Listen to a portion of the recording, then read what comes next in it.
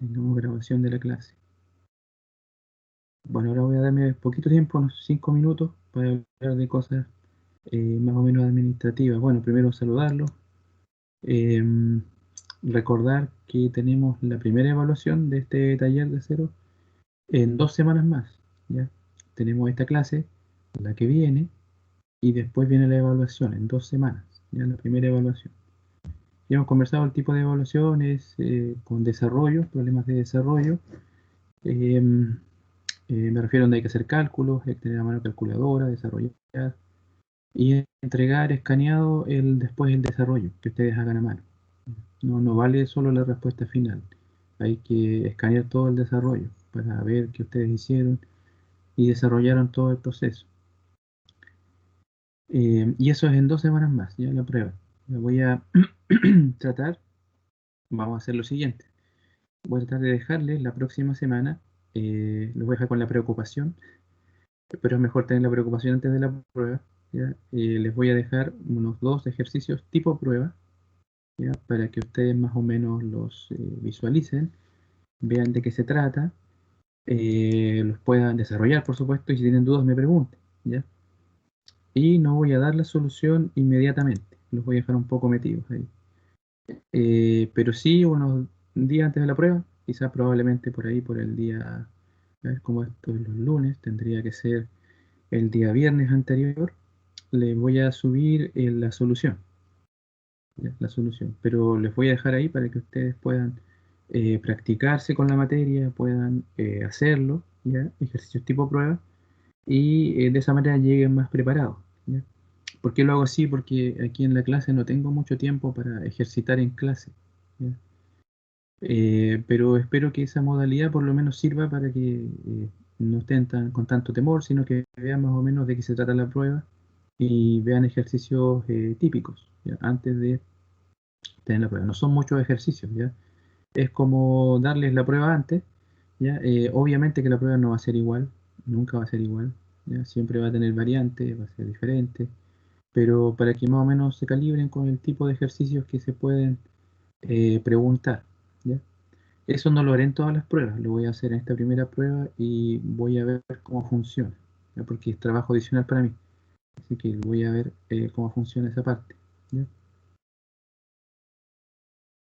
¿Qué otro tema más administrativo?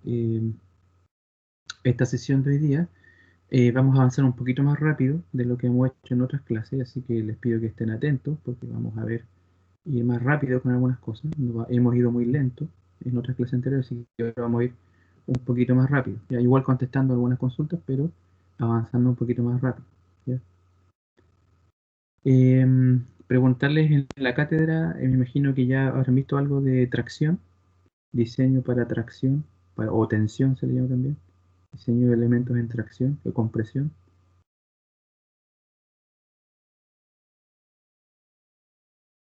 ¿No? ¿Qué estarán viendo en la cátedra de este ramo?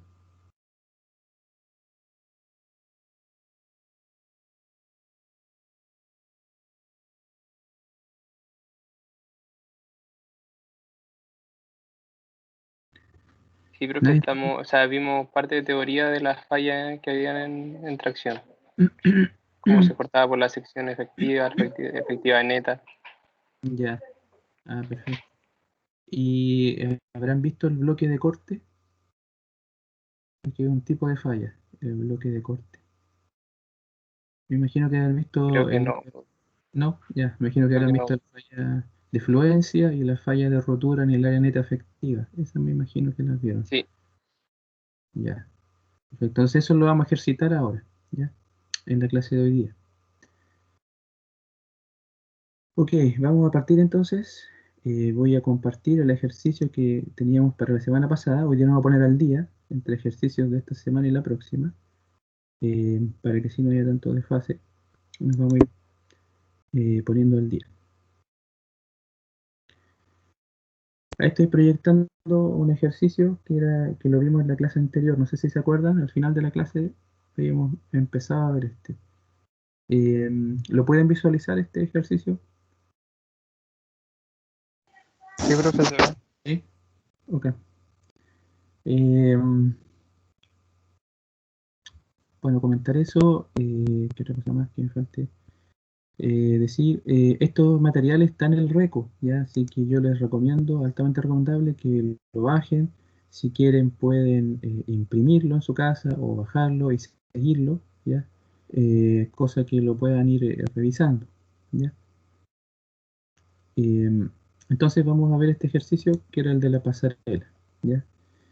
Se trata de una pasarela, ¿cierto? Como habíamos comentado, que como un puente, pero peatonal, para que pasen personas aquí. De estas hay muy parecidas en algunas estaciones del metro, de la línea, se me olvida el nombre, la línea 3 parece.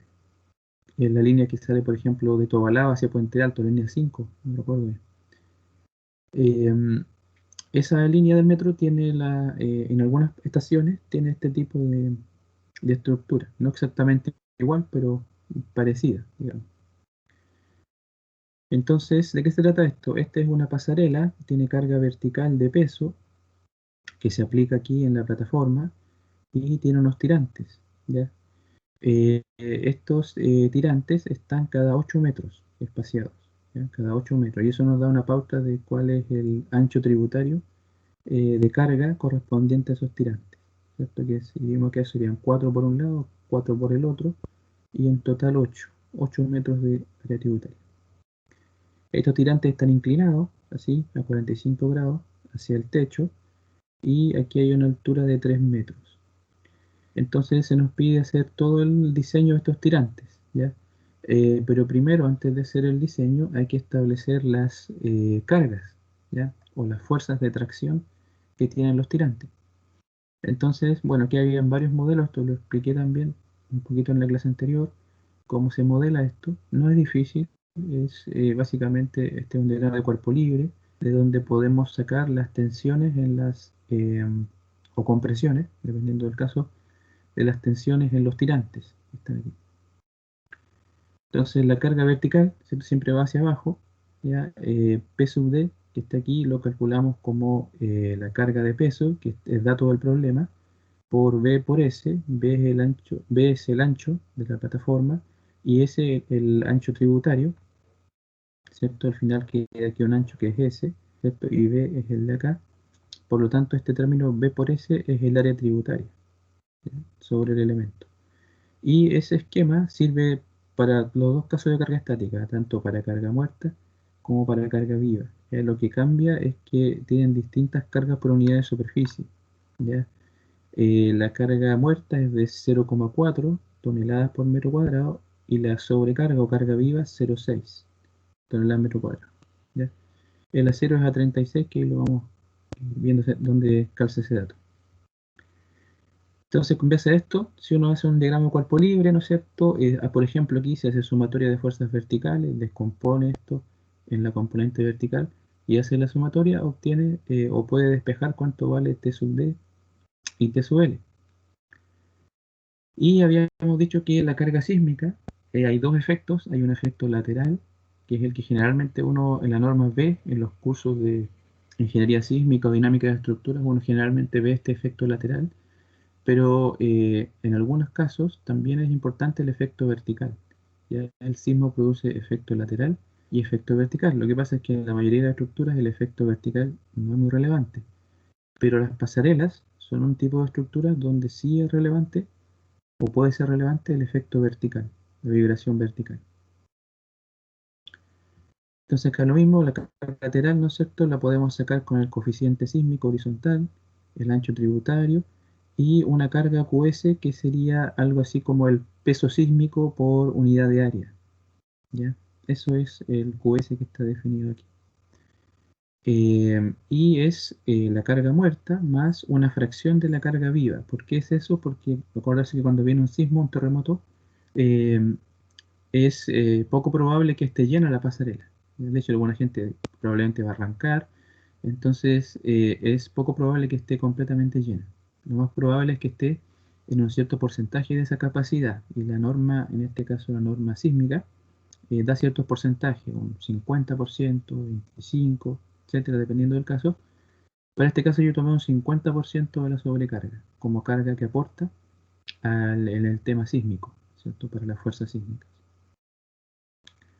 Entonces aquí está hecho el cálculo, ya esto es como cuando se calcula muy parecido al cálculo del corte basal, cuando se calcula el corte basal, que es un coeficiente por el peso sísmico. Este término BS por B por S por QS es equivalente al peso sísmico, ¿ya?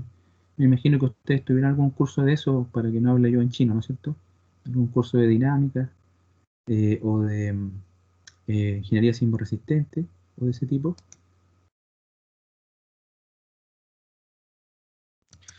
Profe, antisísmica es un semestre después de acero. Un semestre después ya. ¿Y Sí, algún ramo como dinámica de estructuras? en dinámica sí tuvimos, pero no pasaron eso de peso sísmico. Al menos que yo me acuerdo, quizás mis compañeros me pueden corregir. Ya, o sea que lo van a ver un poquito más adelante. Lo que pasa es que la carga sísmica, ¿cómo se especifica o se calcula? Básicamente es con lo que se llama un peso sísmico, que en el fondo es carga vertical, ¿ya? El peso sísmico en el fondo es decir, de toda la carga vertical que pueda tener un edificio, una estructura, ¿cuál es la carga que realmente va a tener cuando venga el sismo, el terremoto? ¿Ya? Y eso es algo súper difícil de determinar. ¿Ya? Lo que te da la norma es un criterio, ciertos criterios. Por ejemplo, cuando pueden haber muchas personas, son, por ejemplo, edificios de uso público, la norma dice que debiera tomarse un 50% de la sobrecarga para calcular ese peso sísmico. Cuando son, por ejemplo, casas donde hay, o oficinas donde no siempre están llenas o puede haber menos gente, dice que tome un 25% de la sobrecarga, ¿ya? Y ese es un criterio porque en realidad es difícil determinar cuánta gente va a haber justo en el momento que venga un evento grande. Entonces, por eso que la norma es una simplificación para poder hacer este cálculo más sencillo. ¿Y cómo calcula las fuerzas la norma?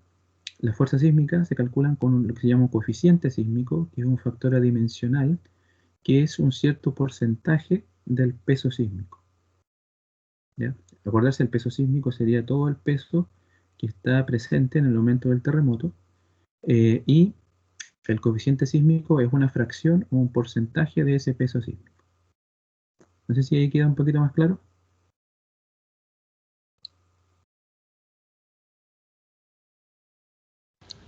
Sí, profe. ¿Sí? Bueno, esto aquí da todo el problema, ¿ah? Yo no me voy a meter en mucho en detalle, pero hay normas para poder determinar cuál es el coeficiente sísmico, ¿ya? Están las normas sísmicas que ayudan a ver eso. Entonces, si no lo han visto en dinámica, ese tema lo van a ver en la parte sísmica, sismo resistencia, ¿ya? Ahí se ve, o de diseño sismo resistente, que tiene varios nombres en distintos lugares, le ponen diferentes nombres al ramo, pero tiene que ver con el uso de las normas sísmicas, ¿ya? El detalle de cómo se saca lo van a ver ahí en la norma, ¿ya? Por ahora créanme que es un porcentaje o una fracción del peso sísmico, ¿ya? Entonces, para la fuerza lateral va a ser el 20%, vamos a asumir que el 20%, y para la fuerza vertical el 30%, ¿ya? Porque este efecto es importante o puede ser importante en una estructura larga, en una pasarela. Aquí habíamos visto los tirantes que van a tener esta sección. Este perfil sería tomar dos ángulos, 80 por 80 por 4. Esa nomenclatura, ¿no es cierto?, está en milímetros. Aquí la pasé a centímetros. O sea, cada lado del ángulo mide 8 centímetros, perfil ángulo, y el espesor es 0,4 centímetros o 4 milímetros. Y son dos perfiles colocados en esta disposición. Hay distintas formas de colocar estos perfiles. Se pueden colocar así en la práctica, o también hay otra disposición que es así, que se llama en estrella, que es colocar los perfiles eh, formando como una especie de X. Esperen un poquito. Eso, ¿ya? ¿Y cómo se logra eso? O uniendo aquí con soldadura, o si no, ocupando unas planchitas auxiliares entre medio que ayudan aquí a juntar los perfiles cada cierto tramo.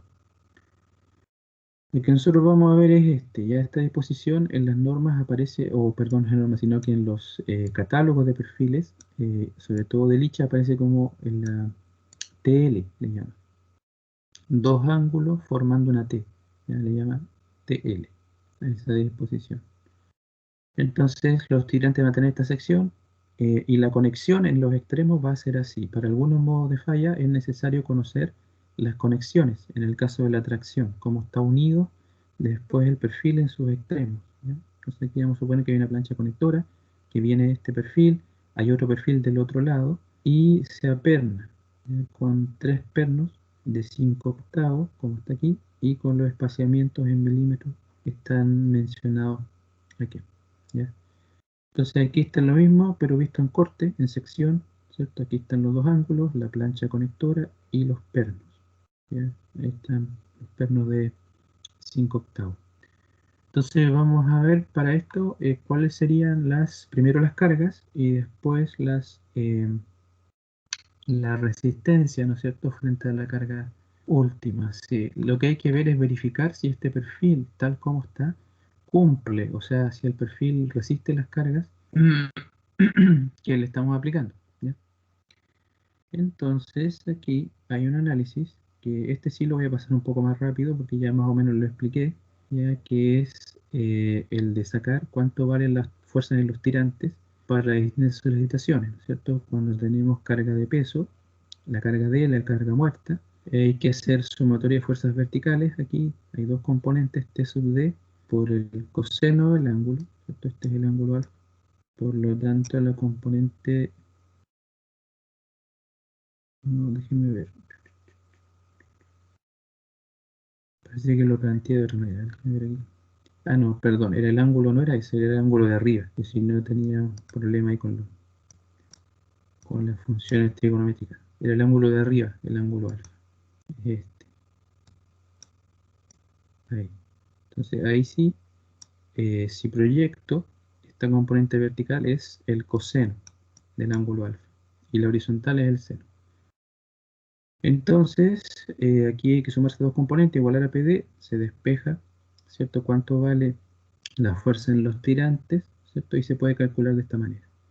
Y aquí ya está hecho el cálculo numérico, está reemplazado la carga de muerta, que era 0,4 toneladas metro cuadrado, multiplicado por el ancho B de la plataforma, 2,5 metros, y por el ancho tributario S, que serían 8 metros. Y si multiplicamos eso, la carga vertical por peso da 8 toneladas, y si aplicamos esta formulita para sacar la tracción en los tirantes, da lo que está aquí, ¿no es cierto? Reemplazando valores, da 5,66 toneladas. Esa es la tracción a la que quedan sometidos los tirantes debido a la carga muerta. ¿Estamos claros con esto, no? ¿Está claro este calculito?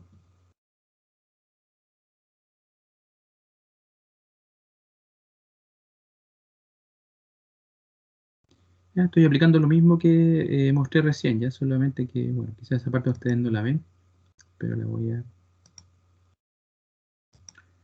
compartir aquí para que... Esto mismo que estaba aquí, ¿cierto? Lo coloqué acá y hice después los cálculos correspondientes, ¿ya? ¿Queda claro esto, no? Esta parte del procedimiento para sacar la fuerza de tracción en los tirantes por peso o por carga muerta. Sí, profe. ¿Sí? Sí, profe, se entendió. Ok, entonces aquí nos vamos más rápido porque la carga viva es exactamente lo mismo, el mismo procedimiento. Lo que cambia es que la carga PL es distinta porque QL es diferente. Son 0,6 toneladas metro cuadrado. Entonces, como ese valor es diferente, me cambian los otros y aquí me da que PL, ¿cierto? Son 12 toneladas. Y si aplico la formulita que habíamos visto para la tensión en los tirantes, da que TL vale 8,49. Esa sería toneladas, la tracción en los tirantes debido a la carga viva L, ¿ya? La fuerza sísmica lateral, tengo que hacer algo parecido, aunque aquí, ya no, aquí me cambia un poquito porque estoy analizando ahora una carga que no es vertical, sino que es lateral. Así. Entonces el análisis es un poquito distinto, ¿ya? Lo que voy a suponer es, en lo que está aquí, es que los tirantes tienen la misma fuerza en valor absoluto, solamente que una fuerza está inclinada de esta manera, genera tracción o estiramiento en la cuerda, y la otra está orientada así y genera compresión en el tirante de acá. ¿Por qué hago eso? Porque de esa manera las componentes horizontales van hacia el lado izquierdo y equilibran a la fuerza sísmica que las opuse hacia el lado derecho. Entonces ahora, para determinar cuánto valen estas tensiones, voy a aplicar suma de fuerzas horizontales, ¿ya? Porque la sumatoria de fuerzas verticales aquí no me aporta. ¿Por qué? Porque esta componente, TS1 coseno, se va con esta, están en sentidos opuestos y tienen valores iguales, y me queda una ecuación que no es muy útil, me queda que 0 es igual a 0, entonces no aporta mucho esa ecuación. Entonces en ese caso hay que sumar fuerzas horizontales. Aplicamos aquí, ¿no es cierto? La fuerza Fs tiene que ser igual a 2 veces, vamos a suponer que es el mismo valor, por la simetría, Ts1 por seno, Ts1 por seno, ¿cierto? Acuérdense que el ángulo alfa es este angulito, por lo tanto, por eso es que aquí la proyección es seno, y acá también. Entonces una vez que hago eso, hago los cálculos correspondientes, perdón. La fuerza sísmica primero la calculamos con la formulita que habíamos visto, el coeficiente por el peso sísmico por metro cuadrado, lo sacamos de esta manera, tiene que ser un 50% de la sobrecarga, da 0,7 toneladas metro cuadrado, y la fuerza sísmica entonces daría 0,2, que es el coeficiente sísmico.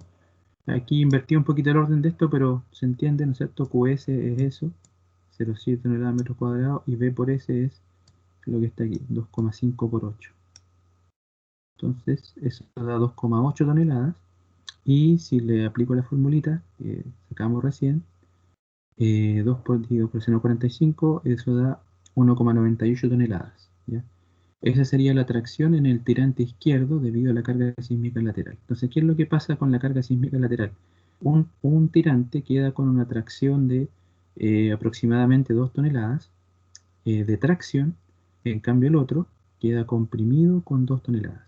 ¿Ya? Uno queda traccionado y el otro queda comprimido. Ese es el efecto ahí de la carga sísmica si actúa en esa dirección. Si actuara en el lado opuesto, se invierte ahí el orden de los factores. Digamos que este tirante queda traccionado y el otro comprimido, si la carga fuera en la dirección opuesta, ¿ya?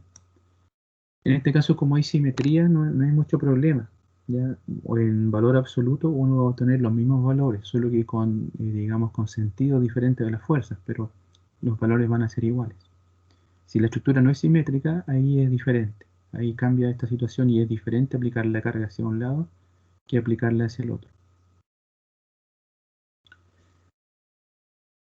Y lo que nos queda ver es el sismo vertical, que sería este de aquí. ¿Sí? ¿Una consulta?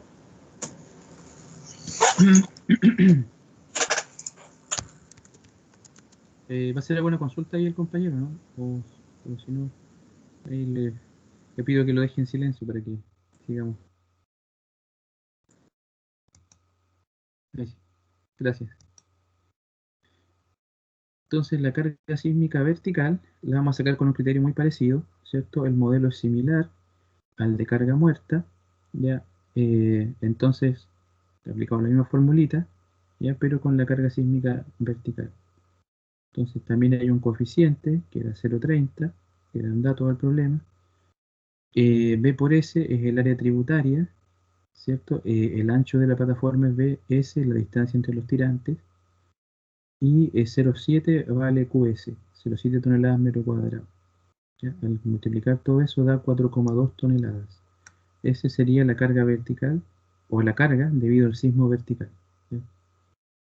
Y aplicando esta formulita, nos da la tracción debido en los tirantes, que le llamé TS2, debido al efecto vertical del sismo. Entonces ahora vamos a hacer lo siguiente. Hay que obtener lo que se llama la fuerza última, ¿ya? Y para eso hay combinaciones de carga, ¿ya? Hay una norma chilena que está actualizada ahora, que es la norma de combinaciones de carga, ya que es lo voy a anotar aquí, la NSH 3171. Esa es la norma, y creo que es del año 2010, eh, donde está actualizado el tema de las combinaciones de carga, ¿ya? Y esta norma trabaja en conjunto con otras normas, con las normas de diseño de cada material y con las normas sísmicas, trabaja también. Esta es la norma de combinaciones de carga, ¿ya? Y hay dos métodos que permiten, que uno es el ASD y otro es el LRFD. Hay uno que es de resistencias admisibles y otro que trabaja con tensiones, con fuerzas últimas, ¿ya? Entonces, eso es la forma en que se trabaja. Ya nosotros vamos a trabajar en forma más consistente con el método LRFD, aunque en la realidad la norma en que nos basamos, que es la norma norteamericana, la ISC 360, presenta como alternativa los dos métodos, ¿ya? LRFD por un lado y ASD por otro, ¿ya? Presenta los dos ahí como alternativa, y ahí tiene fórmulas para ambos, o factores, mejor dicho, factores, trabajando para ambos métodos, ¿ya? Yo me voy a abocar aquí más a lo que es el método LRFD. En el método LRFD, acordarse que se aplican ciertos factores de carga, ¿ya? Las cargas se amplifican con ciertos factores de amplificación, a veces se amplifican o puede ser 1 el factor, o incluso 0,9 en algunos casos.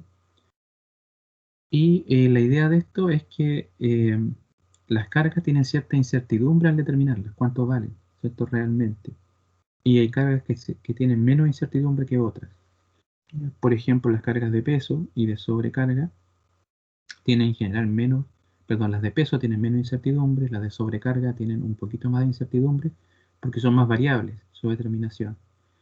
Y las cargas sísmicas también tienen alta incertidumbre porque lo que sabemos de los sismos es en estadísticas de los efectos que han producido sismos anteriores. Entonces,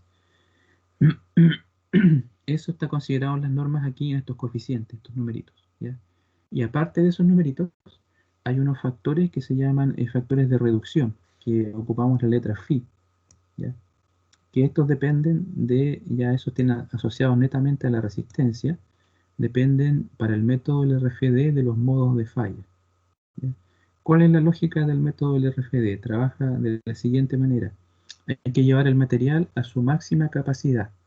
Para eso, para llevar a la máxima capacidad, vamos a amplificar las cargas, considerando cuál es la carga máxima, ¿cierto?, que se puede tener, también por temas probabilísticos, ¿cierto?, y de variabilidad de las cargas. Y en el factor phi vamos a castigar o a reducir la resistencia. Los factores phi son menores que 1, se aplican a las resistencias correspondientes y las reducen para considerar el efecto de la variabilidad de la resistencia. Ya de que cuando se hacen ensayos de resistencia no se obtienen resultados uniformes, sino que resultados variables, ¿ya? Y las fórmulas que están en las normas tienen que ver, hay experimentación detrás, ¿no es cierto?, para poder afinar esos factores phi que están mencionados acá, ¿ya? Eso es del método, cosas generales, digamos, del método del RFD. Seguramente en clase lo vieron más con el profesor, más detalle. Me refiero a la clase de teoría. Entonces, aquí yo tomé una combinación de carga en particular, que es la siguiente, es 1,2D, y creo que eso estaba mal en el enunciado, ¿eh? Después lo voy a corregir. 1,2D más L más 1,4 de la carga sísmica. Ya la carga sísmica se anota generalmente con la letra E, ya porque todas estas normas, hay que decirlo, vienen traducidas del inglés y las hemos tomado de mucho de normas norteamericanas. Entonces, por eso que para ellos, ¿no es cierto?, esta es la carga muerta, D, la carga viva, L, y la carga E de earthquake, ¿cierto?, de terremoto, es esa, ¿ya? Entonces, esta combinación viene aquí en la norma, ¿ya? Y es la que nosotros vamos a considerar en este diseño, ¿ya? Porque esta es una combinación que considera la carga sísmica. Entonces, ¿qué es lo que hice acá? Multiplicar 1,2 veces la tracción que dio en el tirante debido a la carga muerta, más la tracción debido a la carga viva, más 1,4 por todo el efecto sísmico. El efecto sísmico, acordarse que tiene el efecto lateral, que está en el TS1, y el efecto de la carga sísmica vertical, que está en TS2. Entonces sumo todo el efecto para en el fondo obtener el mayor TU posible, ¿ya? Esto en la práctica se hace con varias combinaciones, uno generalmente no toma una, toma varias combinaciones y de todas esas combinaciones tienen que quedarse con el valor TU mayor, porque esa sería la mayor carga a la que puede estar sometida la estructura o el elemento que estamos diseñando. En este caso solamente estoy considerando este y por lo tanto ahí me da, si ustedes hacen la combinación, 22,2 toneladas. ¿Ya? Combinar las cargas que hemos visto, ¿no es cierto? Acá están los valores individuales, ya los mostré, ¿no es cierto? Este S2, TS1, el TL y el TD. Entonces, si ustedes los combinan, Profe, aplicando esto les da esto. ¿Sí? Dígame. en cuanto a la carga sísmica, tengo una pregunta como ese ancho tributario que le multiplicamos, Ujú. el B de la fórmula, ese nos hace como llevar en análisis a los 4 sentidos que tendría la carga horizontal de sismo, porque nosotros estamos analizando como el corte que se ve ahí en modelo de carga muerta. ¿Sí? No, Ese ancho, no. No te respondo, mira. No estamos considerando eso. Eso solamente es para el sismo en esta dirección. Así. claro. ¿Ya? El Y sismo el otro, habría no que lo hacer otro estamos- análisis. habría que hacer otro análisis. Sí, no lo estamos Ah, ok. analizando. Sí. Solamente Si estamos nosotros viendo. le quitáramos el ancho tributario, entonces nuestro análisis sería solamente así como plano, como para el marco, no No, 3D. no, lo que pasa es que, ¿qué es lo que pasa? Mira, lo voy a explicar un poquito aquí. Que la carga sísmica viene, ¿no es cierto?, aquí sobre este elemento y generalmente se mueve lo que es más flexible, digamos que esto se tiende a mover, si piensas un poquito esto como si fuera una viga y los tirantes como apoyos, eh, digamos que esto se movería como si fuera una viga y con apoyos, más o menos así, como una cuncuna, así, para allá, de esta manera. Entonces, si lo ves como una viga, te vas a dar cuenta que, bueno, aquí en realidad se supone que los apoyos se mueven poco o no se mueven, ¿ya? Entonces, si lo ves así, te vas a dar cuenta que como si esto fuera una viga, digamos que si lo aproximo a un modelo de viga, ya esto es como si tuviera un apoyo aquí, un apoyo acá, digamos una viga continua, no una viga simplemente apoyada, sino que una viga continua con varios apoyos, ¿ya? Y está cargada con una carga repartida aquí, en toda la longitud. Entonces, ¿cómo sé yo cuánta carga se va a los tirantes? ¿Cierto? Eh, También lo puedo ver de esta manera, como carga repartida y como una carga que queda aquí en el apoyo. ¿Ya? Aquí en el apoyo ya estaría la reacción, ¿ya? La reacción en este apoyo. ¿Ya? Y esa reacción aproximadamente, cuando son varios tramos de vía continua, sería la mitad, el criterio del ancho tributario, la mitad de este tramo, la mitad para acá, y de este la mitad para acá. ¿Ya? Por lo tanto, quedaría una carga como la que estoy mostrando así. Entonces todo ese ancho de carga iría y reaccionaría de este apoyo. No sé si con este modelo lo puedes ver un poquito Sí, mejor. sí, ahí me queda claro lo del ancho. Y lo del carga sismo, entonces, ¿habría que analizarlo también del otro lado o no es necesario? Sí, también habría que analizarlo, ¿ya? Solo Ah, que ya. no me quiero meter mucho en eso porque No, claro, como sí. curso de sismo, pero ustedes Sí, lo van a ver. Se supone que en el curso lo van a ver, el de sismo. ya, profe. Gracias. Entonces, ese sería el T último si aplico esta combinación de cargas, ¿ya?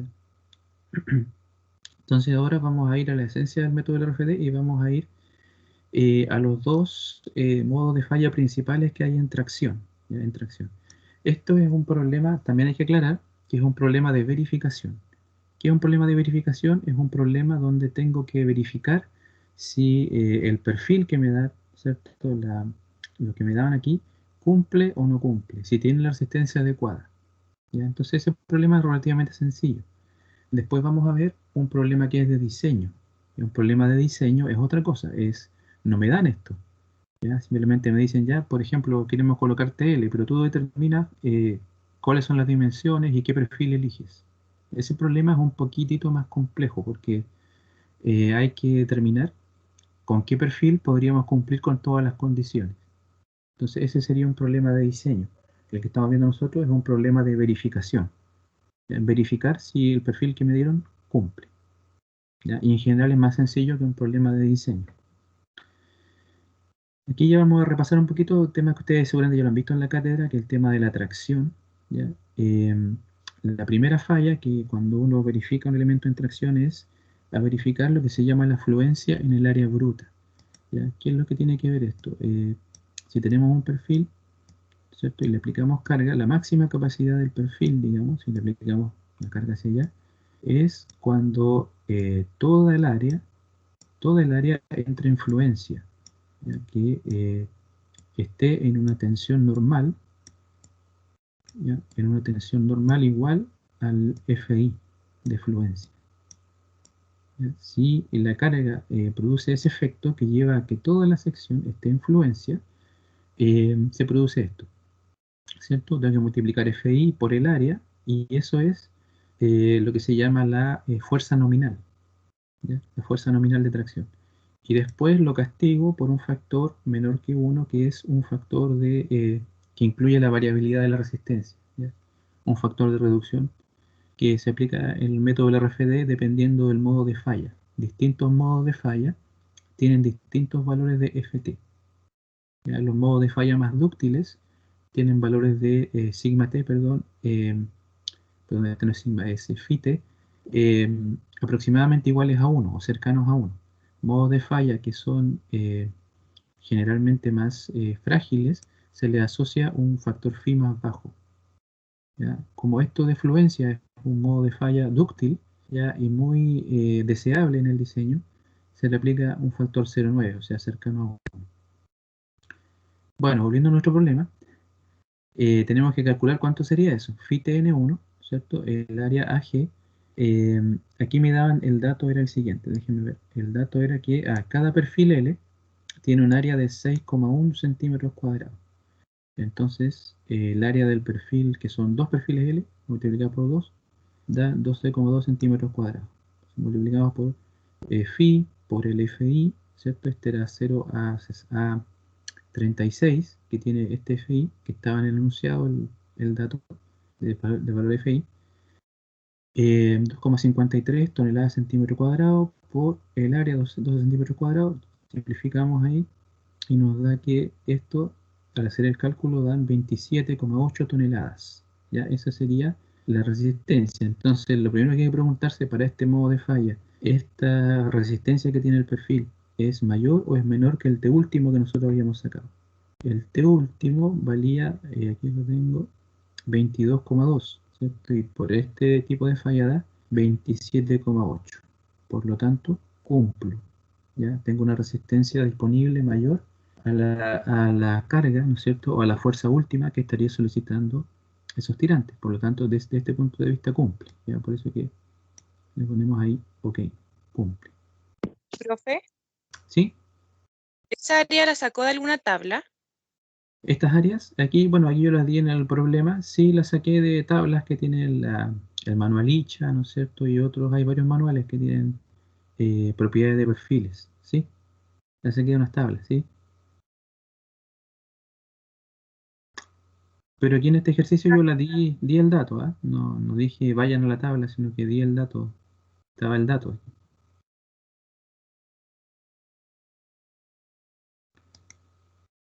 ¿Sí? ¿Esa era tu duda o no? Sí, profe, esa era nomás. Ya.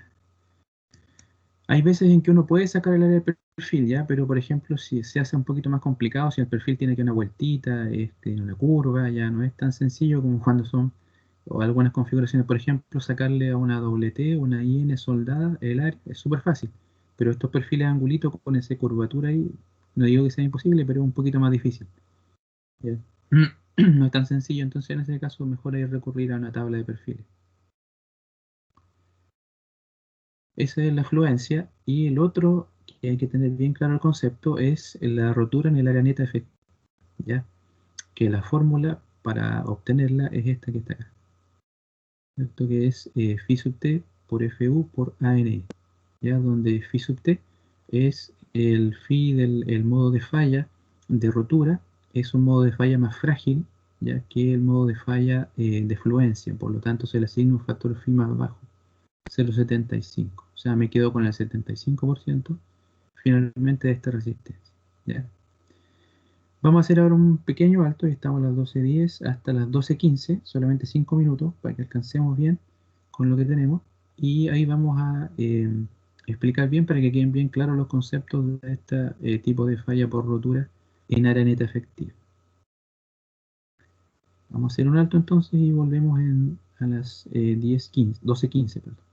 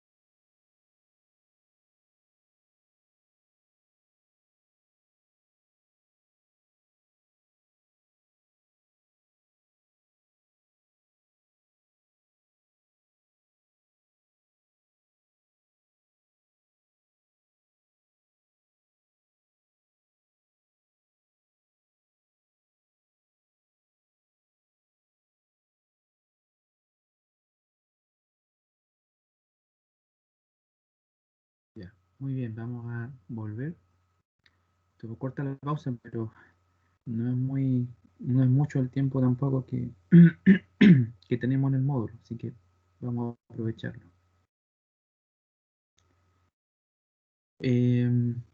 Como les comentaba, vamos a ver ahora el otro tipo de falla, que es el de rotura en areneta efectiva. Ya no sé si están ahí o volvieron ya del descanso.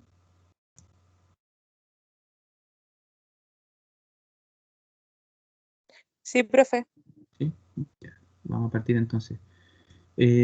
Vamos a ver entonces ahora el tema de la rotura en el área neta efectiva. Eso es lo que vamos a ver.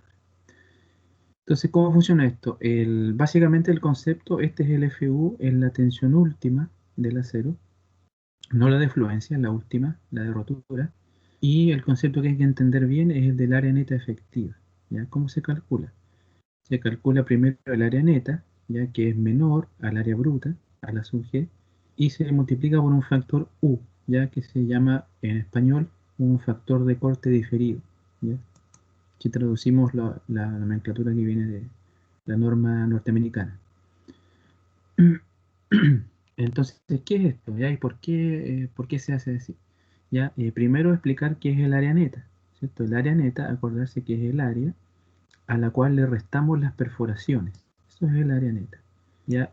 Hay unos casos un poquito más complejos que a veces se presentan en los libros, que son de pernos en zigzag.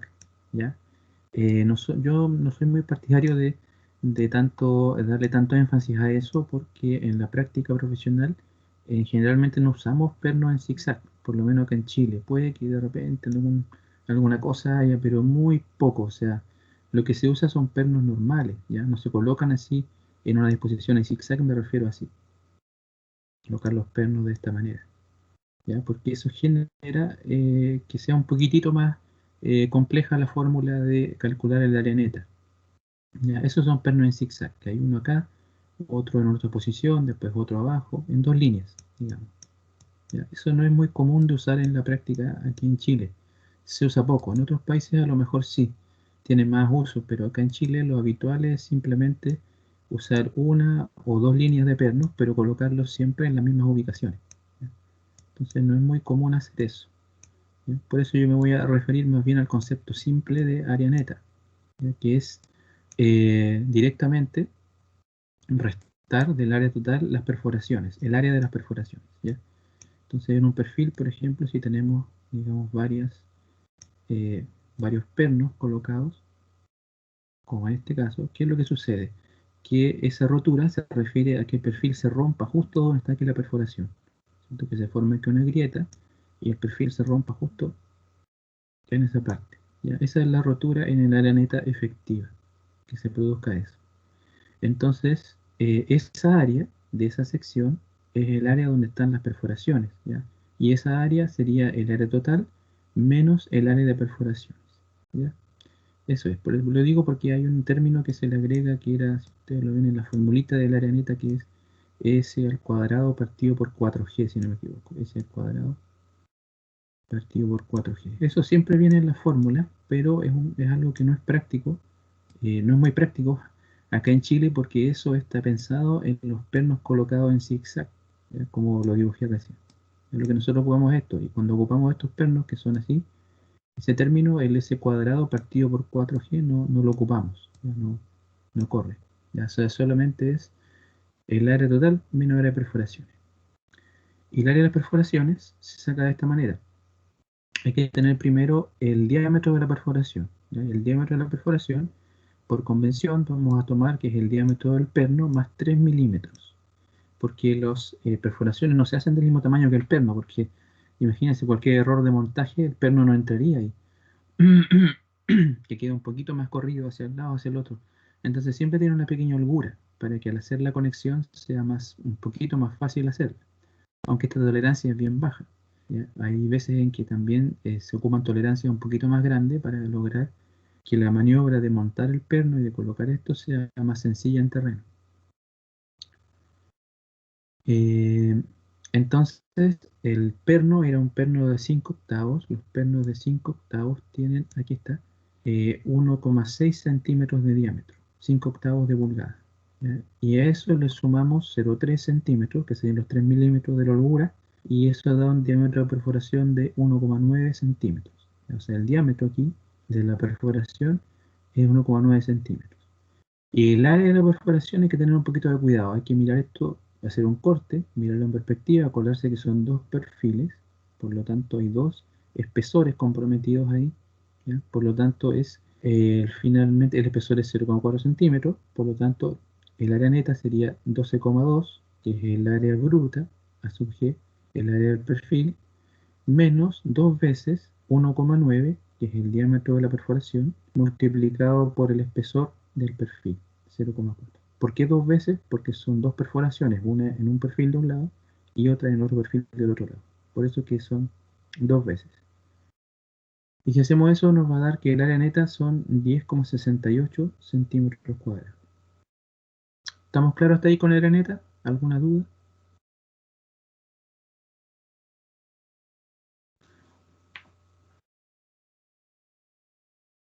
¿De cómo se obtiene el área neta?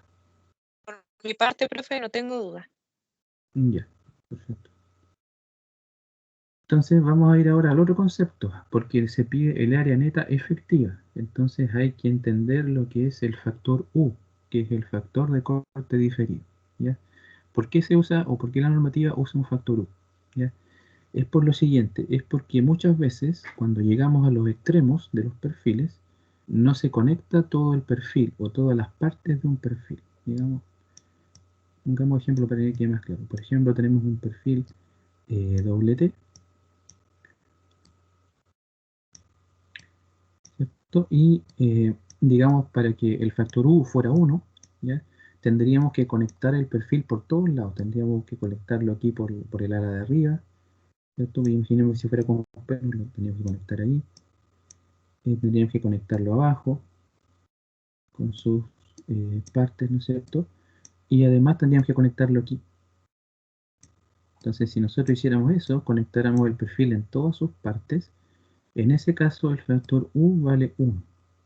Si está conectado en forma completa, todas sus partes conectadas, ¿ya? Pero ¿qué pasa si no está conectado en todos lados? ¿Ya? Por ejemplo, imaginemos que se decidió conectarlo solamente por el alma, ¿ya? Solamente lo vamos a conectar por el alma. Entonces, ¿qué es lo que pasa? Imaginen que se va a conectar, pero en vez de conectarse en todos lados, se conecta solamente por aquí. A cierta distancia de la conexión, las tensiones, acordarse que si estamos viendo tracción, la tracción produce tensiones normales de tracción, ¿cierto? Son uniformes en toda la sección. Entonces pasa esto, que en todos los elementos del perfil, en las alas y en el alma, tienen estas tensiones, así. Entonces, ¿qué es lo que pasa? Que aquí el ala está sometida a cierta tensión y cómo esa tensión viaja, esa tensión que está en el ala viaja y puede llegar a pasar por aquí, porque finalmente toda la fuerza, al llegar al extremo del perfil, tiene que pasar por el punto de conexión, ¿ya? Entonces, si lo dibujamos, estoy mostrándolo aquí en elevación, ¿ya? Imaginemos que en elevación lo estamos conectando por el alma y le colocamos aquí dos pernitos y una plancha conectora. Ahí no se alcanza a ver los pernos, pero ahí colocar dos pernitos y lo hacemos. Entonces, esta tensión que está en el ala de arriba tiene que viajar aquí por el perfil de tal manera que llegue y alcance a pasar después solo por este pedacito, ¿ya? Para que finalmente esto quede o traspase la tracción hacia otro elemento. Lo mismo con el ala de abajo. El ala de abajo tenía su fuerza o sus tensiones y esas tensiones tienen que trasladarse finalmente hacia este punto.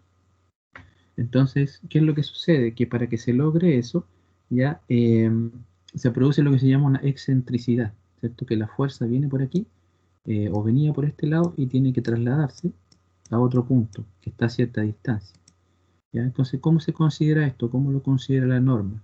Si este es el caso, la norma me dice, ya, debo tomar toda la parte que no está llegando, ¿cierto?, en la conexión, y la mitad aquí de donde está, en este caso la mitad del alma, considerarlo como una T, ¿cierto?, partirlo por la mitad, y calcular el centro de gravedad de ese elemento. Calcularle su centro de gravedad. X. ¿Ya? Y la forma en que se va a incorporar ese efecto es con este factor que es 1 menos XG partido por L, donde L es el largo de la conexión, ¿ya? Entonces hay que incorporar este efecto de esta manera, ¿ya?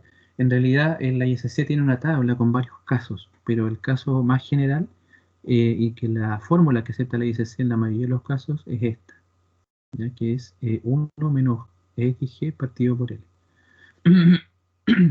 Esa es la forma en que funciona el factor U. Y hay varios casos o varias situaciones, ¿ya? La idea es cómo transferir del elemento que no está conectado al centro de gravedad de la conexión, ¿cierto? Este es el centro de gravedad de la conexión, está aquí, ¿cierto? Entonces, desde el centro de gravedad de la conexión, considero desde ahí hacia arriba, incluyendo todo lo que no está conectado, y queda esta forma de T. Entonces tengo que analizarlo como si fuera una T y hacer este calculito, ¿ya? Para el caso que estamos viendo nosotros, ¿qué es lo que sucede? Tenemos esta conexión. Están los dos perfiles L, hay una plancha conectora por el centro, se conectan por aquí, por lo tanto hay alas del perfil que quedan conectadas y alas que no quedan conectadas. Entonces, ¿cómo lo considero en ese caso? Tengo que considerarlo desde un solo lado, ¿cierto? La norma tiene ahí una figurita, unos dibujitos donde está explicado esto, ¿ya? La norma ISC 360. Entonces yo saqué la figura correspondiente a este caso, ¿ya? Entonces aquí lo que tengo que hacer es tomar un perfil, ¿cierto? Y considerar que aquí todo esto, finalmente, todas las fuerzas que están aquí tienen que viajar aquí al centro, al plano de conexión, acá. El plano de conexión es este, ¿ya? Entonces toda la fuerza que viene por este lado tiene que viajar y traspasarse por este plano de conexión. Lo mismo del otro lado, ya no lo dibujo, pero es simétrico, del otro lado también. Todas las fuerzas que vienen en este ángulo L finalmente tienen que ser traspasadas en el plano de conexión correspondiente, que sería aquí. Entonces, en este caso, XG se toma como la distancia entre el centro de gravedad del perfil L, que achuré aquí, ya desde ese punto hasta el plano de conexión. Ese sería el centro de gravedad, perdón, el valor XG, ¿ya? En este caso coincide con el centro de gravedad del perfil, ¿ya? Que era un dato que venía en el problema, si no me equivoco aquí lo puse, que XG valía 2,2 centímetros, ¿ya? Entonces, si lo calculo el U de esa manera, ¿ya? XG vale 2,2 centímetros, L es la longitud de la conexión o la distancia entre el primer y último perno, como aquí habían 3 pernos, ¿ya? La distancia entre el primero y el último son 100, ¿de dónde es eso? De la configuración, aquí habían 50 milímetros y 50, en total 100 milímetros o 10 centímetros de conexión. Entonces hacemos aquí el cálculo, ¿cierto? 1 menos 2,2 partido por 10 y da que el U es 0,78. Entonces multiplico el área neta que obtuve descontando las perforaciones por el factor U 0,78 y el área neta efectiva sería 8,33 centímetros cuadrados. ¿Estamos entendido esta parte del factor U? El factor de corte, por lo menos para este caso que estamos analizando ahora. ¿Alguna duda que tenga? Sí, profe, sí se entendió. Esto es distinto para cada caso. Quizá aquí siempre la dificultad cuando uno calcula el factor U está en ver qué parte del perfil tengo que considerar y cuál es la distancia entre el plano de conexión y el centro de gravedad de la parte considerada, ¿ya? Eso quizás sea un poquito difícil al principio, ¿ya? Después ya uno lo va entendiendo un poquito mejor. Ese concepto es el que más cuesta entender. El resto es aplicar la fórmula, ¿ya?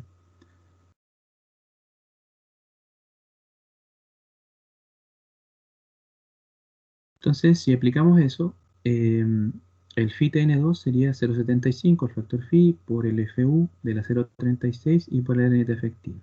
Eso da 25,5 y nuestro T último era 22 y fracción. Entonces, cumple, porque la resistencia es mayor que el TU. Y en tracción, digamos que una cosa también importante que pide la norma es que la esbeltez del perfil sea menor a 300. ¿Qué es la esbeltez? ¿Ya? Es algo que lo vamos a ocupar más en compresión, pero en tracción también un poco se ocupa. La esbeltez se define como la longitud del elemento traccionado dividido por el radio de giro mínimo. No sé si se acuerdan lo que era el radio de giro. Ese es un tema de resistencia de materiales, no sé si lo recuerdan. El radio de giro de un perfil. No, profe. ¿No? Vamos a verlo ahí. El radio de giro tenía que ver con lo siguiente. Vamos a verlo aplicado al caso que nosotros estamos analizando. Creo que lo dibujé, a ver. Parece que lo dibujé más bajito. Ahí está. Para no hacerlo nuevo. Ahí está. Entonces nuestro perfil, digamos que tiene dos ejes principales. Un eje que le vamos a llamar el eje X y el eje Y, ¿ya? y tiene momentos de inercia distintos respecto al eje X y respecto al eje Y, ¿ya? Entonces, ¿qué es lo que sucede? Que el radio de giro, como definición R, o el radio de giro, se define como la raíz cuadrada del momento de inercia dividido por área. Esa es la definición del radio de giro. ¿Ya? De I partido por el área. Entonces, tenemos que buscar entre estos dos cuál es el radio de giro mínimo. ¿Cómo lo vemos eso? Lo vemos a partir del momento de inercia, porque el área es la misma. El área de la sección transversal no va a cambiar. Lo que va a cambiar es si tomo IX o I sub I. Eso es lo que va a cambiar. Entonces, ¿qué es lo que sucede en este caso? En este caso, va a suceder que I sub X va a ser el radio de giro menor e I sub I el radio de giro mayor. Bueno, aquí no les puedo dar décimas, pero si estuviera ahí en una clase les diría, les doy décima a quien me explique por qué el momento de inercia en el eje X es menor que el momento de inercia en el eje Y para esa configuración de perfiles.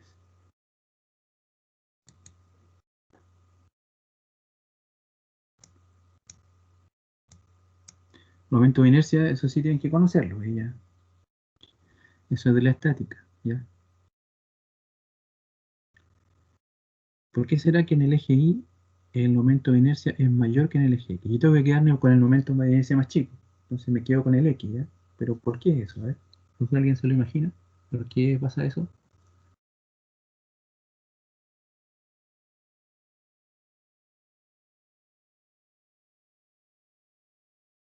Está un poco frío.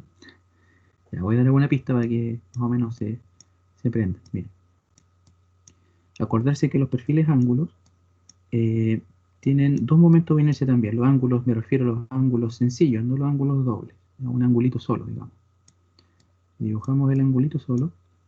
También tiene dos ejes. En realidad tiene otro eje, pero para no complicar la discusión, voy a hablar solamente del eje X y del eje Y.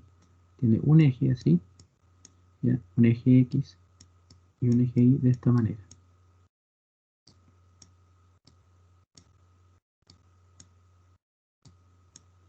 Y tiene un eje Y hacia el otro lado. Entonces, en este perfil, en un perfil así, en el chiquitito, digamos, en el de un solo angulito, el IX, le voy a llamar IX1, es igual en valor al momento de inercia I sub I1. Son iguales, ¿ya? Tienen el mismo valor. Entonces, ¿qué es lo que sucede? Que el centro de gravedad, ahora ya no de cada perfil individual, sino de la figura completa, queda como por aquí más o menos. Un puntito que estoy dibujando ahí. No sé si alcanzan a ver el puntito o no lo ven. Ahí tengo el lápiz, estoy dibujando un puntito rojo.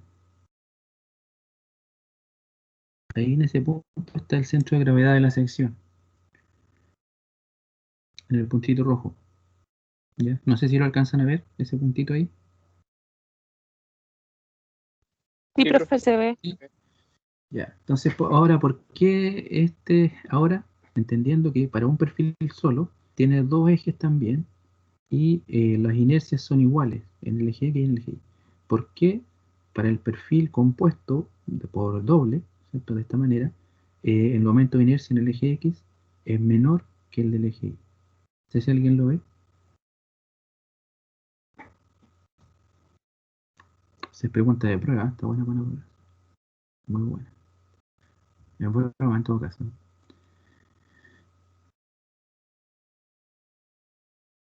Miren, si ustedes ven en el eje X, ¿qué es lo que pasa? Que si yo quiero sacar la inercia completa ahora de los dos perfiles, digamos el IX sería simplemente dos veces IX1. Sería sumar IX1 más IX1. ¿Ya? ¿Por qué? Porque los centros de gravedad de cada perfil individual en X coinciden con el centro de gravedad de la figura completa aquí.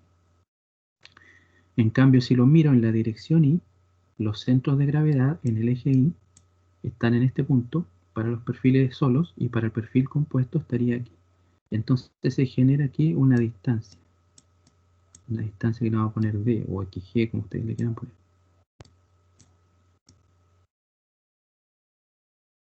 Una distancia. Entonces, IX sería simplemente 2IX1. 2 veces IX1. En cambio, ¿cómo sacaríamos I sub I? ¿Qué es lo que hay que aplicar ahí? La propiedad de los momentos de inercia. ¿Cómo se llama? ¿Se acuerdan? Cuando hay que correr el eje del momento de inercia, correrlo a una cierta distancia. ¿Se acuerdan de eso, no? Caballero llamado Steiner. ¿No les suena por ahí?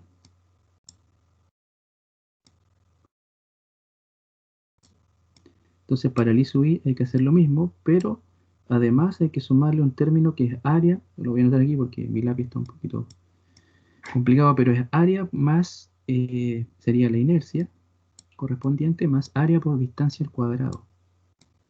Entonces, como tengo que sumarle un término, y todos estos términos son positivos, ninguno tiene signo negativo, todos son valores positivos, el I sub I siempre va a ser mayor al I sub X. A por D elevado al cuadrado. El segundo A, parece una comita, que mi lápiz no es muy bueno. No es lápiz digital, es mi ratón, por eso que me cuesta un poquito dibujar. Es D al cuadrado. Uf, qué mal. Ahí está. No sé si lo ven ahora.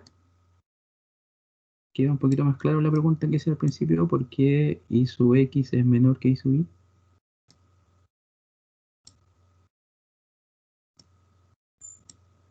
¿Alguien lo entendió o no? ¿O no está en la duda todavía? Díganme la verdad, sean honestos.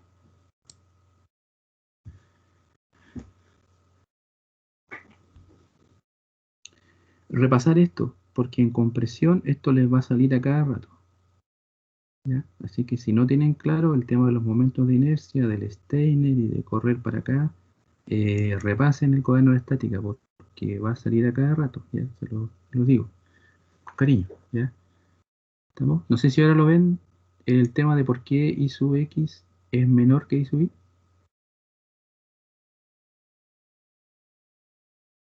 Acuérdense que todas estas cantidades son positivas y I sub X 1 es igual a I sub I1. Son iguales. Son valores iguales. ¿Ya? Solo que aquí te estoy sumándole área por distancia al cuadrado. ¿Estamos? Por eso que I sub X es menor que I sub 1. Entonces el eje crítico, digamos, que produce el radio de giro mínimo es este, I sub X. ¿Ya? I sub X. Entonces, el radio de giro mínimo en este caso es igual a Rx, vale 2,53 centímetros, y la esbeltez sería el largo del perfil dividido entre 2,53. ¿De dónde saqué ese 424? Ahí se lo dejo a ustedes de tarea. Le di la geometría, ¿cierto? Aquí está la altura y el ángulo. ¿Ya? En la geometría inicial estaba la altura, una altura de 3 metros y un ángulo de 45 grados. Entonces, esta altura son 3 metros, este ángulo 45 grados, entonces uno puede sacar la relación y ver cuánto vale la longitud del tirante. Aplicando trigonometría, ¿ya? Lo saca. Entonces, con eso podemos saber la esbeltez da 168 y es menor a 300, que es el valor máximo que se permite en tracción. ¿Ya? Y con eso sé que cumple con la esbeltez máxima. ¿Cómo estamos hasta aquí? ¿Alguna duda que tengan? ¿Alguna consulta?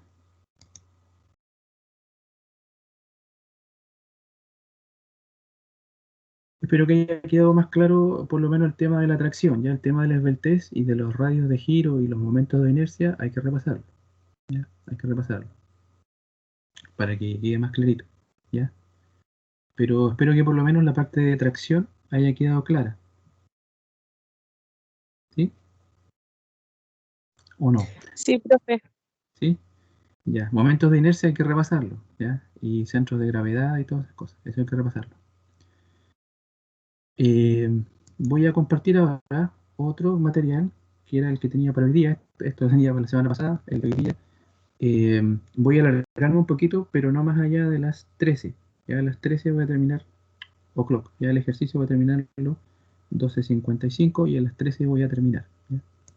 Porque me interesa ponerme al día. ¿Ya?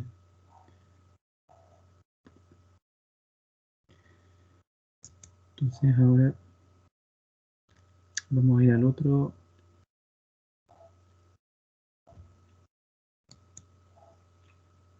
ejercicio que tenía preparado, que lo voy a mostrar aquí.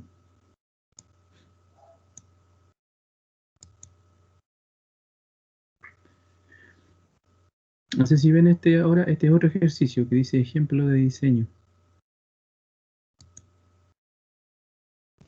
Sí, profe, se ve.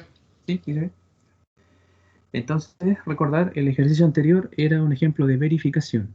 ¿Ya? Acordarse que verificación es ver si el perfil cumple y es lo más fácil. ¿Ya? Lo que vamos a hacer ahora es diseño. En diseño yo no conozco qué perfil voy a usar y lo que se me pregunta precisamente es qué perfil usar para que pueda resistir la carga, en este caso una carga de tracción dada. ¿Ya? Entonces el problema es distinto. Aquí no me dan el perfil, yo tengo que decidir qué perfil uso. ¿Ya? Entonces aquí se me dice lo siguiente, selecciono una sección IN30, yo les doy acá una tablita, en todo caso aquí no los dejé tan en el aire, sino que les dejé una tablita para poder, imagínense que la única hojita de perfiles que tienen ustedes es esta. Entonces aquí hay un conjunto de perfiles entre los cuales elegir el que serviría para este caso. ¿Ya? Entonces aquí viene la información y uno tiene que elegir entre estos perfiles que están aquí. Esta tabla es sacada de un manual, ¿cierto? De tablas de perfiles, como preguntó ahí una compañera. Entonces, ¿cuáles son los datos del problema? Este es una sección IN30 en acero A270 ES, tiene 9 metros de largo y tiene que soportar las siguientes cargas de tracción. Una carga PD, carga muerta de 64 toneladas y una carga viva de tracción de 36 toneladas. Ya, aquí no está dicho, pero hay que usar la combinación 1,2D más 1,6L. Esa es la que vamos a usar en este ejemplo. Y me dan el siguiente dato, ¿ya? Que es que la forma de conectar del perfil tiene que ser así. IN30 quiere decir que va a ser una doble T con altura de 30, ¿ya? Pero no conozco cuánto será el ancho B, los espesores de las alas y el espesor del alma. Eso no se conoce. Y aquí hay un esquema donde está mostrado por arriba, una sección, para mostrar la conexión y la cantidad de pernos, ya que van colocados acá. Son pernos de 3/4. Serían en total 6 pernos con este espaciamiento. Perdón. Entonces eso es lo que se me pide, ¿ya? Diseñar qué perfil de la tabla sería útil para estas cargas, ¿cierto? Y con esta configuración de conexión. Y también para 9 metros de longitud. Entonces vamos a ir al análisis, ¿ya?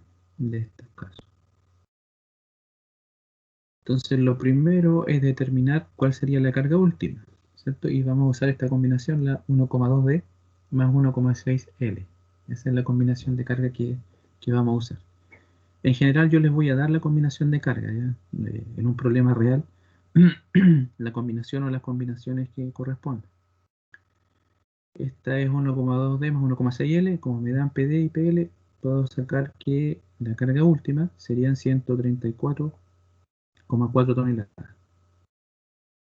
¿Cuál sería el área requerida para fluencia? ¿Ya? Para fluencia. Entonces, aquí lo que voy a hacer es lo siguiente. Para la falla por fluencia, voy a sacar cuánta área necesito. Y para la falla por rotura en la neta efectiva, también voy a sacar cuánta área necesito. Y después voy a ver qué perfil de lo que está en la tabla cumple con esos requisitos de área. Y además, hay que verificar el radio de giro mínimo para que se cumpla con la esbeltez máxima de 300. Lo veré un poquito más adelante. Entonces aquí, si nosotros tenemos la ecuación fundamental es esta, ¿ya? para el modo de falla de fluencia, en realidad es FIPN, ¿ya? Pero yo el FIPN de fluencia lo estoy igualando a la carga PU. ¿Ya? ¿Por qué hago eso? Porque me interesa despejar el área. O sea, lo que estoy calculando aquí es con qué área llego justo a la carga PU. ¿Sí? Con qué área me da el diseño exacto o justo para llegar a ese valor. Por supuesto que tengo que ocupar después un valor más grande que ese, ¿ya? Pero eso me da una indicación, ¿ya? De cuánta área necesita mi perfil. Entonces despejo de esta ecuación A sub G, ¿cierto? A sub G1 le voy a llamar porque en primer caso sería PU dividido entre phi sub t por FI, si lo despejo. Y después, recordando que es A0 a 270, tiene una fluencia de 2,7 toneladas centímetro cuadrado, hago aquí el cálculo, ¿cierto? PU correspondiente, la fluencia, ¿ya? Y me da que se requieren 55,3 centímetros cuadrados, ¿ya? Entonces eso lo guardo un poquito, ¿ya? ¿Por qué? Porque hay otros requerimientos además de ese, entonces no es ese el único requisito que tengo.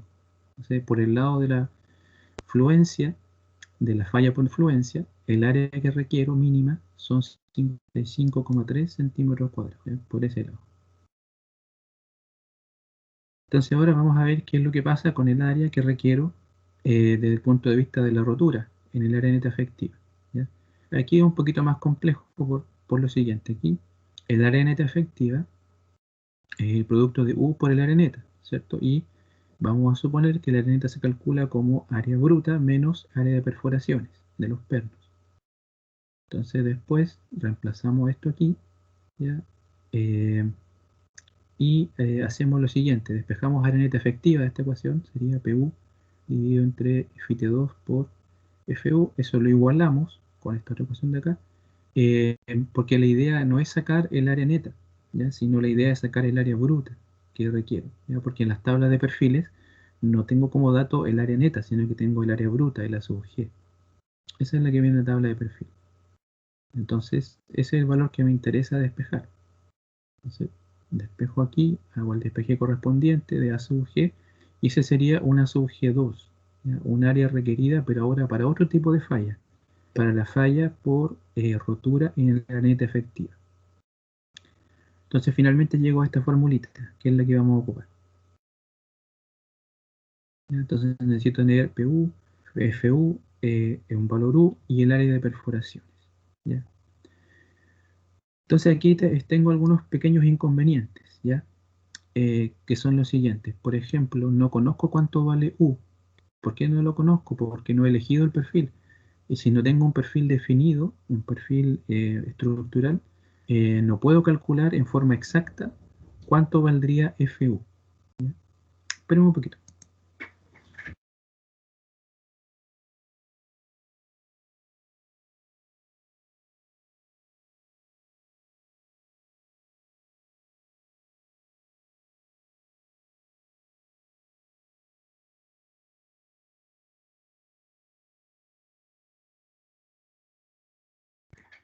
Disculpen, me tengo que atender rápidamente aquí en lo casero.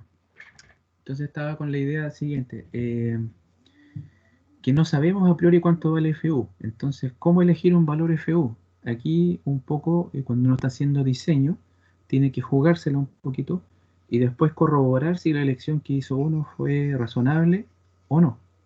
Ya, aquí yo me la jugué, por ejemplo, dando un valor U de 0,85, ¿ya? Porque la verdad es que no conozco todavía la configuración del perfil. Por eso es que el U se calculaba con 1 menos XG partido por L, y no puedo calcular XG si no tengo definido el perfil, ¿ya? Pero ahí hago una aproximación para poder sacar un valor aproximado, ¿ya? Y lo otro es que se requieren pernos de phi 3/4, ¿cierto? Y vamos a asumir otro dato que tampoco tenemos, es qué espesor tienen las alas, ¿ya? Para poder sacar la perforación o el área de perforación se requiere conocer el espesor de las alas y no lo tenemos. Entonces yo voy a asumir un valor de 14 milímetros, ¿ya? No sé si queda claro eso, esas son aproximaciones que uno hace porque no conoce a priori. Entonces asume ciertos valores y después vamos a corroborar si esas elecciones fueron acertadas o en qué grado fueron acertadas. Entonces el área de perforaciones sería esto 4 ¿por qué son 4? Porque voy a volver aquí a la configuración de la conexión, ¿ya? Son 4, pero un poquito. Aquí creo que me va a convenir colocar el panel en doble para poder ahí sí. Pero un poquito.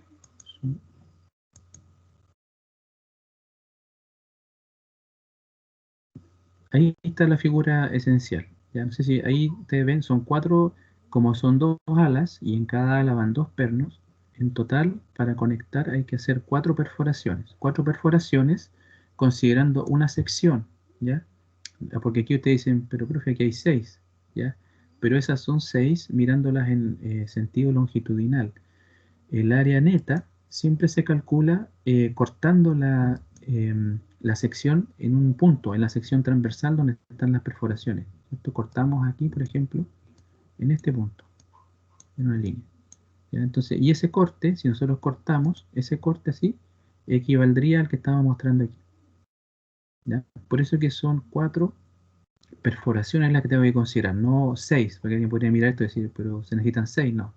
Es porque el área neta se toma en una sección, ¿ya? Se hace un corte en la sección crítica, que es la sección perforada, donde tengo mayor cantidad de perforaciones. Aquí espero un poquito, voy a avanzar al otro.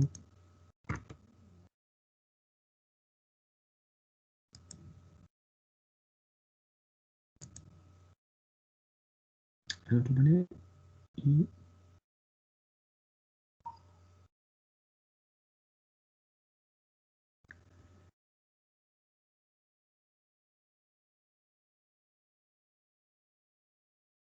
bueno, entonces aquí estábamos haciendo este cálculo. Son 4 perforaciones. Las perforaciones son para perno de 3/4, por lo tanto 1,9 el diámetro del perno. Y 3 milímetros, 0,3 centímetros, le sumamos y multiplicamos por un espesor de ala que no conocemos. El espesor de ala es TTF, que no lo conozco, ¿ya? Y aquí yo asumí que valía 1,4 centímetros. Entonces, si hacemos ese cálculo, el área de perforaciones, considerando estas 4 perforaciones, sería 12,32 centímetros cuadrados. Es un área estimada, ¿ya?, de perforaciones. Entonces ahora hacemos el cálculo con los números, ¿ya? El TU está aquí, ¿no es cierto? 0,75, el FU, el factor U, que yo supuse que era 0,85, le sumo el área de perforaciones. Ahí lo que estoy haciendo es tomando la formulita anterior, ¿ya?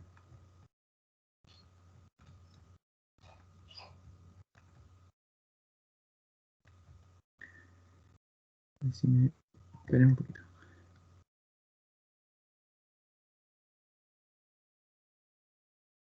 Una fórmula que se dedujo para precisamente para este caso. Ahí me perdí un poquito, espérenme.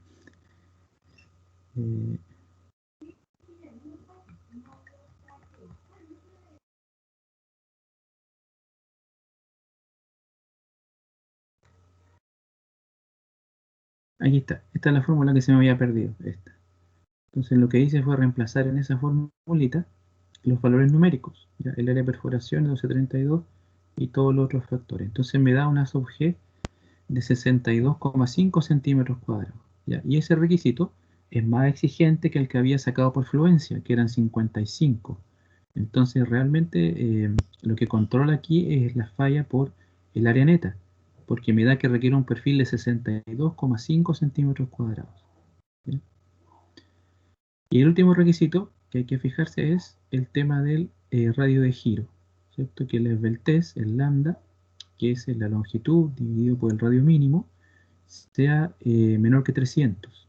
Entonces, si despejo de aquí el radio mínimo de esta ecuación, la despejo, el radio mínimo para arriba, el lambda hacia abajo, ¿cierto? Me da que ese radio vale L en la longitud partido por lambda máximo, ¿ya? Si hago el cálculo me da que el radio mínimo son 3 centímetros, ¿ya? Y los perfiles doble T, ahí esto es más fácil de ver. Los perfiles doble T en general, el momento de inercia mayor es respecto al eje X y el momento de inercia menor es respecto al eje Y, ¿ya? Por lo tanto, en este caso el radio de giro mínimo le llamo el RI porque es es el radio de giro que interesa para obtener la esbeltez máxima, el radio de giro mínimo, que sería en el eje Y. Porque la inercia en el eje Y es menor que la inercia en el eje X. También se le llama muchas veces el eje X el eje fuerte y el eje Y el eje débil. ¿Ya? También se le llama de esa manera. Entonces voy a ir cerrando ya.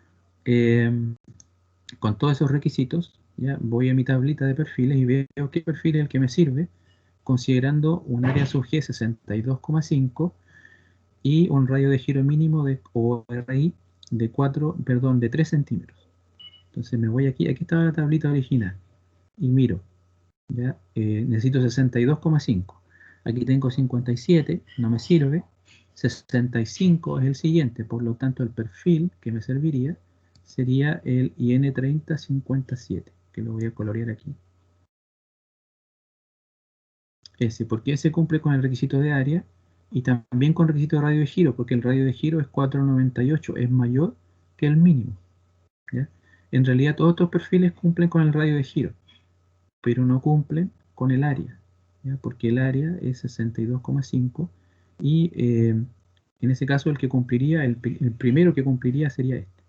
También, si yo soy más conservador, podría poner este, que tiene más área.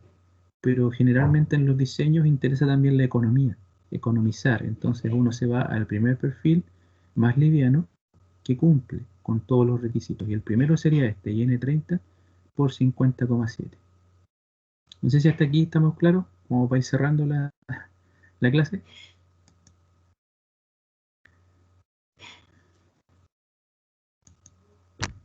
Profe, se entiende. ¿Sí? Ok, entonces eso es, y después lo que viene es un paso que es de verificar. Ya, tomé este perfil y ahora verifico. Ahora que ya sé qué perfil es, puedo calcular en forma exacta cuánto vale el XG, el L, todas esas cosas.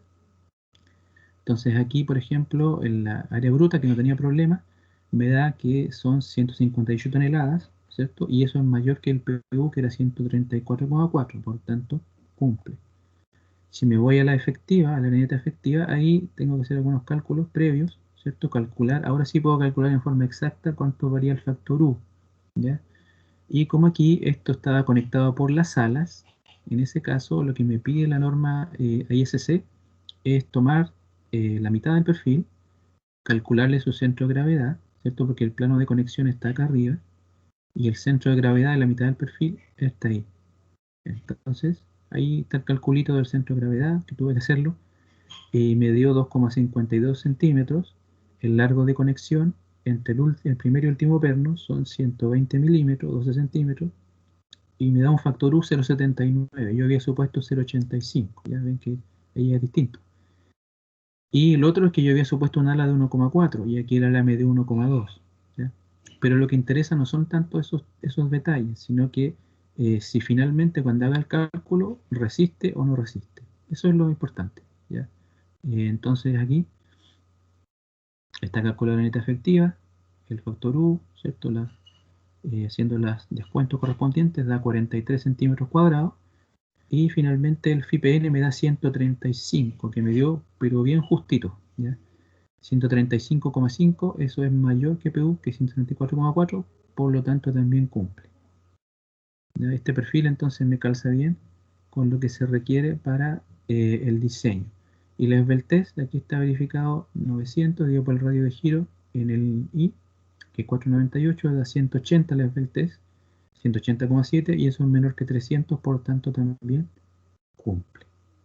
¿Ya? Ahí me aceleré un poquito para poder alcanzar a verlo, pero en el fondo, resumiendo un poquito este tema, el problema de verificación es verificar. Este es un problema de diseño que es un poquitito más complejo porque ahí tengo que decidir qué perfil uso, ¿ya?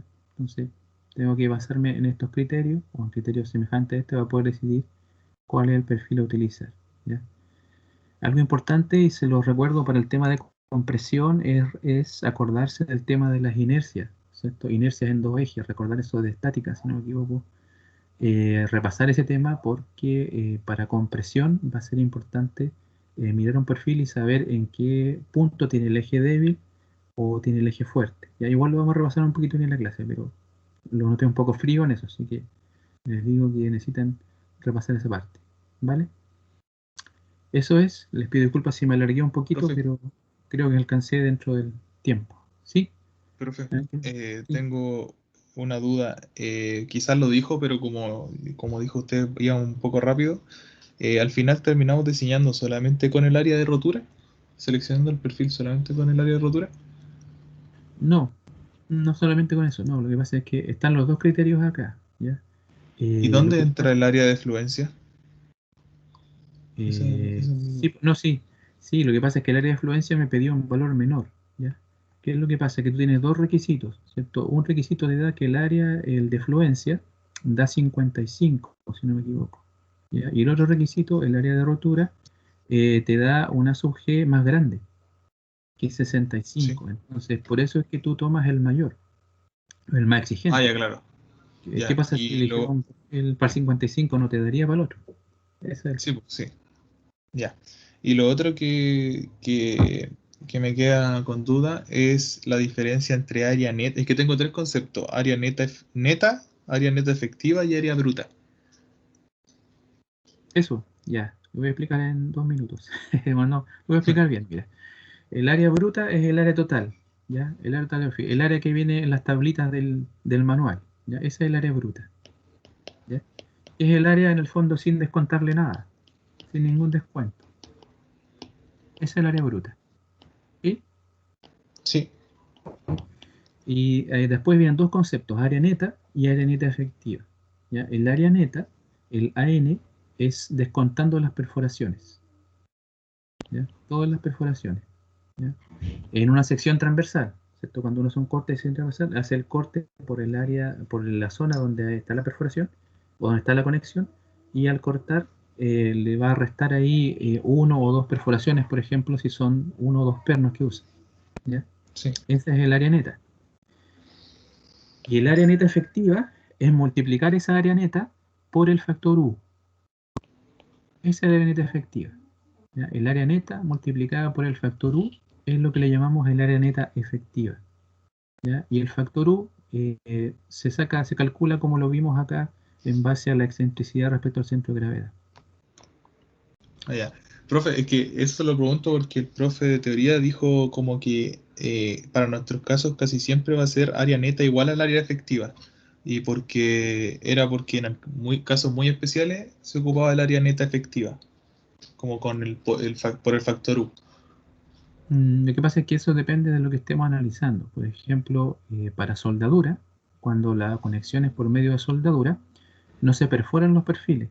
Entonces, en ese caso, como tú no perforas, el área neta es igual al área bruta, ¿no es cierto? Porque tú al Ah, sí. soldar no haces perforación, ¿ya? Sí. Todo esto de descontar perforaciones es porque, ¿cómo se llama? Hay pernos. Entonces, al ocupar pernos, perforamos el perfil, ¿ya? Y cuando hay soldadura, no. Entonces, para el caso de soldadura, conexión soldada, el área neta es igual al área bruta, ¿ya? Ya, profe. Eso es, ¿ya? Entonces depende de la conexión que estemos analizando. Eso es lo que podría así rápidamente contestar. Bien, espero que hayamos quedado más o menos claro en el global de los conceptos. Espero que sí. Espero que les haya aportado un poquito también para la cátedra o para la teoría. No sé si quedó más o menos claro el concepto del área neta efectiva y área bruta. Sí, profe, ayuda harto verlo con ejercicio. Por ejemplo, sí. Lo que sí, yo no alcanzo a ver aquí tantos ejercicios como uno quisiera, ¿ya? Les recomiendo el libro de McCormack, es bastante bueno en ese sentido para ir viendo otros ejemplos y otros ejercicios y cosas que no vamos a alcanzar a ver nosotros en la materia, que no alcanzamos por tiempo. Entonces, ese libro es bastante bueno para ejercitarse, para ver cosas resueltas y también para ejercicios propuestos. El, el libro de McCormack, ¿ya? Y espero que por lo menos algo esto haya aportado para que se entienda mejor, ¿ya? Em, Bien, entonces lo vamos a dejar hasta aquí y ya nos veríamos en la próxima clase. Acordarse que en 2 más viene la prueba. Ya la próxima semana ya es la última clase antes de la prueba, ¿ya? Para que puedan ir preparándose para la prueba. Boca, nos vemos, que estén bien. Chao, Ya, profe, profe, que esté cuídese. bien. Chao, profe. Adiós. Chao, Gracias, profe. profe, que esté bien. Chao, chao. Chao, profe, que esté bien. Chao, nos vemos.